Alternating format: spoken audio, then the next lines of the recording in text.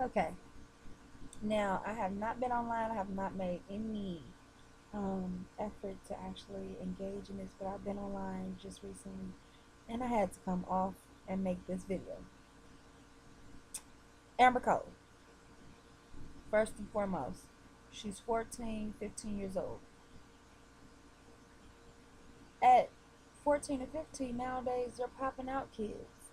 You know, unprotected sex is not the talk between a child and a parent anymore. They feel as if it's not even necessary to have that talk with your child. You want with their child. And then her having oral sex at school. First and foremost, let's address this as being adults, as being human beings. We all have sexual urges at 13, 14, 15 years old and on up through adulthood. We're going to have sex. We're made to reproduce. So that itself, I cannot knock her for because she's going to have those urges. And second of all, if I didn't say it first, second of all, this is something that has been going on for ages, for decades. If you look back, women of all sorts, Egypt, whatever, women, since women and men have been around, there has been orgasms and oral sex and whatnot going on. So that topic alone is something like, how can you look upon this child?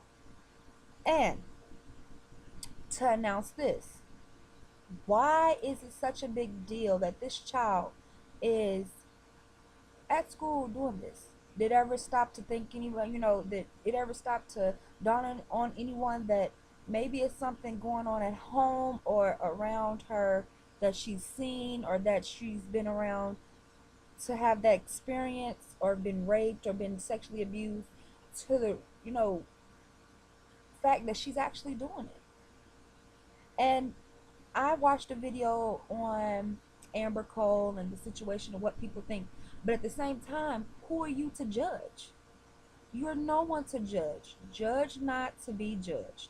So that alone should just tell you about your character. If you judge a person, trust and believe me, someone else will judge you. And girls that's been sexually abused and sexually uh,